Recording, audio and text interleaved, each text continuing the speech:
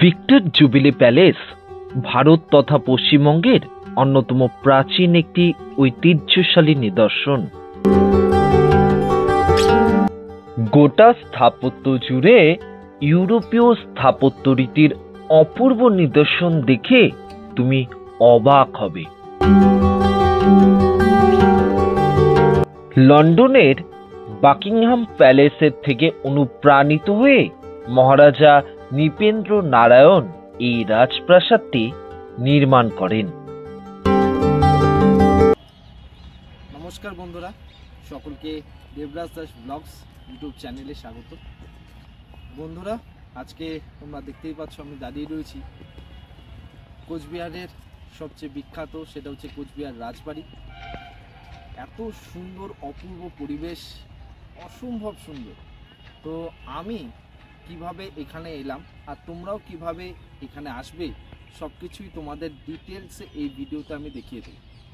তোমরা যদি কেউ শিয়ালদা থেকে মানে কলকাতা থেকে কোচবিহার রাজবাড়ি দেখতে আসো, তাহলে সব থেকে ভালো ট্রেন হলো উত্তরবঙ্গ এক্সপ্রেস। সেখান থেকে উত্তরবঙ্গ এক্সপ্রেস ধরে তোমরা নিউ কোচবিহার নামতে পারো আর সেখান থেকে চলে আসতে পারো কোচবিহার রাজবাড়ি। অসম্ভব সুন্দর রাজবাড়ি। তোমাদের আমি সম্পূর্ণ রাজবাড়িটা ঘুরে ঘুরে দেখাবো। সত্যি এই ভিডিওটার সঙ্গে থেকো, আশা করি তোমাদের খুব ভালো লাগবে। অনেকদিন পর উত্তরবঙ্গে নিজের গ্রামের বাড়িতে আসা, তাই দুই বন্ধু মিলে বাইকে করে বেরিয়ে পড়লাম কোচবিহার রাজবাড়ি আর কোচবিহারের বিখ্যাত রাসমেলা দেখতে।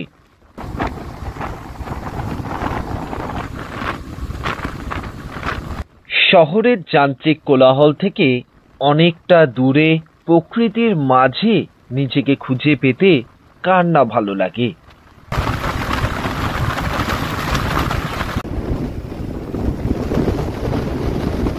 এই জায়গাটি শ্রী চৈতন্যের হাট নামে পরিচিত।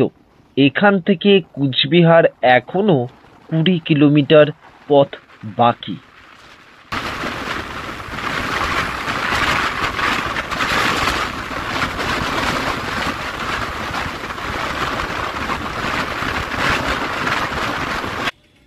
ঘড়ির কাঁটায় এখন সকাল 10:25 আর এটা হলো রাজবাড়ির সিংহদুয়ার। ডান দিকে রয়েছে এন্ট্রি গেট।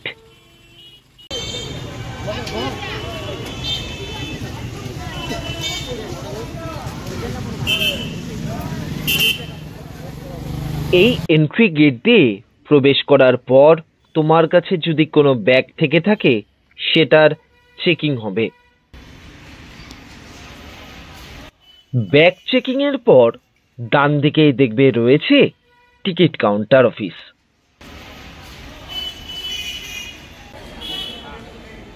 প্রবেশের মুখে বসার জায়গাও রয়েছে। এই হলো টিকিট কাউন্টার অফিস। চলো আগে টিকিটটা কেটে নিই।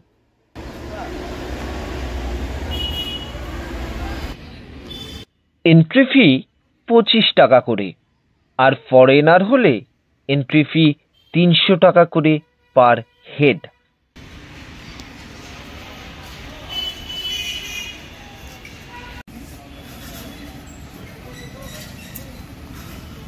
কোচবিহার রাজবাড়ি ভারত তথা পশ্চিমবঙ্গের ঐতিহাসিক স্থানগুলির মধ্যে অন্যতম। চারপাশের প্রাকৃতিক সৌন্দর্য সত্যি মনোমুগ্ধকর, আর সামনে রাজপ্রাসাদ পর্যন্ত চলে গিয়েছে প্রশস্ত রাজপথ। বাঁদিকে চারিদিক বাঁধানো সুন্দর একটি দিঘি দেখতে পাওয়া যায়।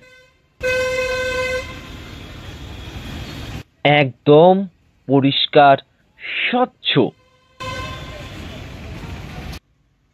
1887 খ্রিস্টাব্দে কোচ রাজবংশের মহারাজা নৃপেন্দ্র নারায়ণ এই রাজপ্রাসাদটি নির্মাণ করেন।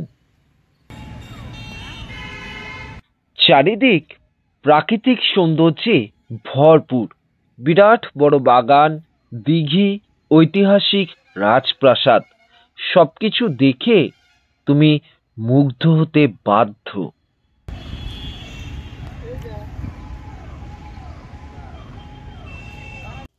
মহারাজা নৃপেন্দ্র নারায়ণ প্রতিষ্ঠিত এই কোচবিহার রাজপ্রাসাদটি ভিক্টর জুবিলি প্যালেস নামেও পরিচিত। পূর্বে রাজপ্রাসাদটি ত্রিতল বিশিষ্ট ছিল, কিন্তু পরবর্তীকালে ভূমিকম্পে ক্ষতিগ্রস্ত হয় এবং সংস্কার লাভ করে।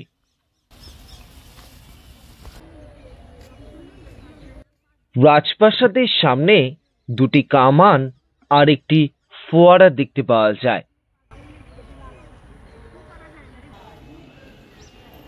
এই রাজপ্রাসাদটির আয়তন 4768.5 বর্গমিটার। আর প্রবেশের মুখে রাজপ্রাসাদ সম্পর্কে এখানে লেখা আছে, দেখতে পারো।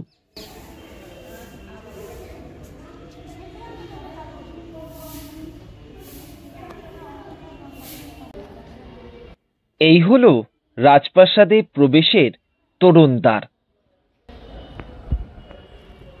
চলো দেরি না করে ভেতরে প্রবেশ করা যাক।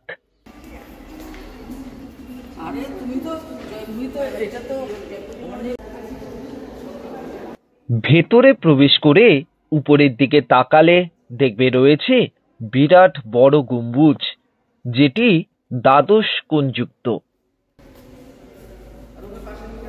আর এই হলো রাজপ্রাসাদের ভেতরটা।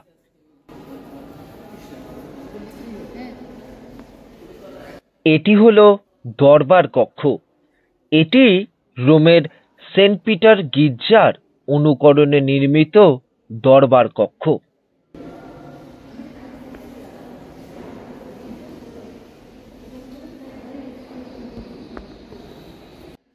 এই দরবার কক্ষের কেন্দ্রস্থলে রয়েছে কোচ রাজ্যের রাজ প্রতীক। লেখা আছে ইয়াতো ধর্ম স্তাতো জয়।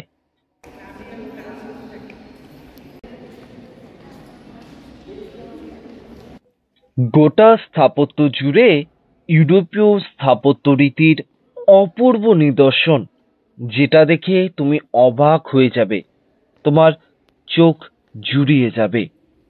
অপূর্ব শিল্পকার্য।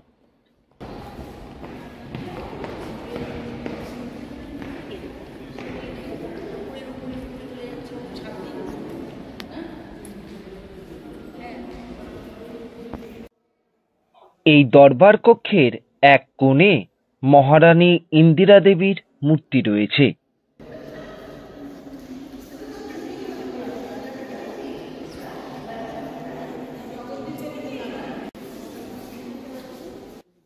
এছাড়া দেওয়ালে রাজপাট ঢিবিতে প্রাপ্ত বিভিন্ন প্রত্নবস্তুর আলোকচিত্র তুলে ধরা হয়েছে। এছাড়া পাশেই মহারানী ইন্দিরা দেবী ও মহারানী গায়ত্রী দেবীর ছবি রয়েছে।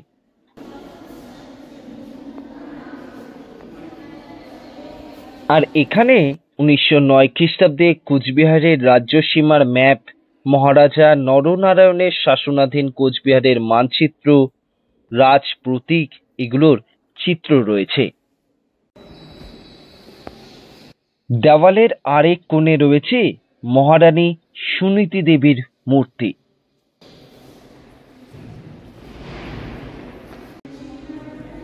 আর এখানে রাজবাড়ি এবং রাজবাড়ির বিভিন্ন কক্ষের ছবি, কোচ রাজাদের সোশ্যাল অ্যাক্টিভিটিসের ছবি এবং বিভিন্ন মহারাজা ও মহারানীদের ছবি এখানে দেওয়া রয়েছে।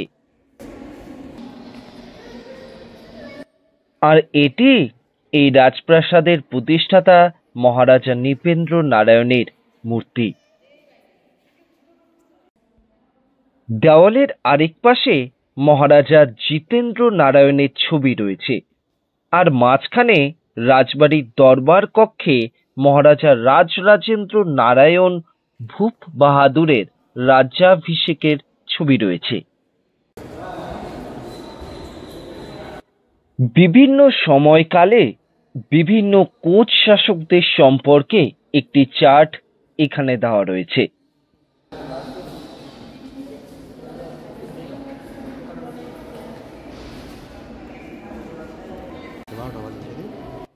চলো এবার প্রাসাদের দোতলায় যাওয়া যাক।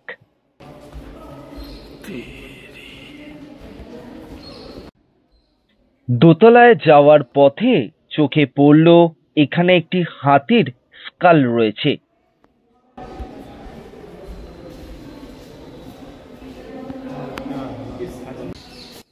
পুরনো সময়কালের মতো কাঠের সিঁড়ি রয়েছে দোতলায় ওঠার জন্য।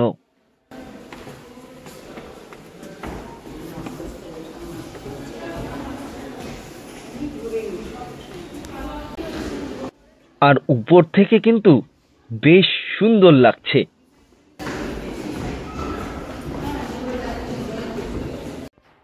দোতলা থেকে এই অপূর্ব ভিউটা শুধু দেখো, মন ভরে যাবে।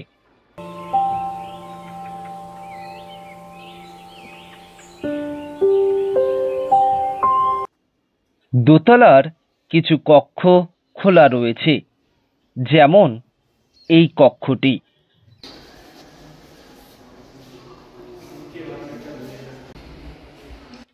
এই কক্ষে রাজবাড়ির একটি মডেল এখানে রাখা রয়েছে। এছাড়া পাশেই রয়েছে রাজা মহারাজাদের ব্যবহৃত রয়্যাল সোফা। আর ইনি হলেন মহারাজা রাজরাজেন্দ্র নারায়ণ।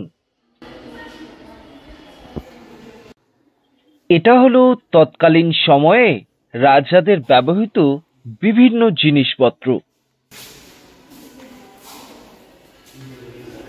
এগুলো হলো রাজ পরিবারের শিলমোহর, মুদ্রা তৈরির ছাঁচ। আর এটা হলো রাজবাড়ির ভেতরের প্রাঙ্গণ। এখানে দাঁড়িয়ে চারিদিক দেখতে সত্যি অসাধারণ লাগছে। রাজবাড়ির নানা অংশে বিভিন্ন কক্ষ রয়েছে। তাদের মধ্যে শয়ন কক্ষ, ভোজন কক্ষ, অন্দরমহল ইত্যাদি উল্লেখযোগ্য।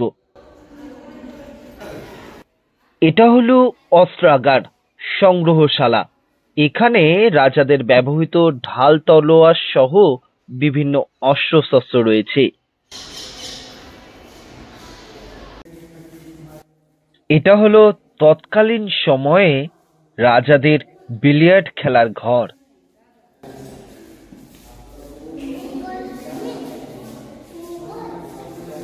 আর এত উপর থেকে সম্পূর্ণ রাজবাড়ির এলাকা দেখতে সত্যি অপূর্ব লাগছে।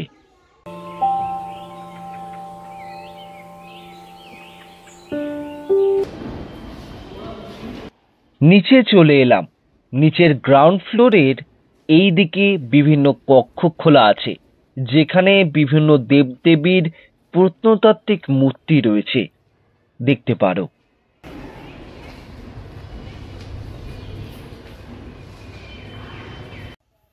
রাজবাড়ি দেখার পর বাইরে এসে আরেকটি দিঘি চোখে পড়ল।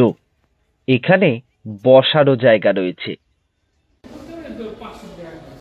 আজকের এই ভিডিওটা এখানে শেষ হলো। সকলে ভালো থেকো, আর চ্যানেলটা প্লিজ সাবস্ক্রাইব করো। আর ভিডিওটা ভালো লেগে থাকলে সকলের সাথে শেয়ার করে দিও।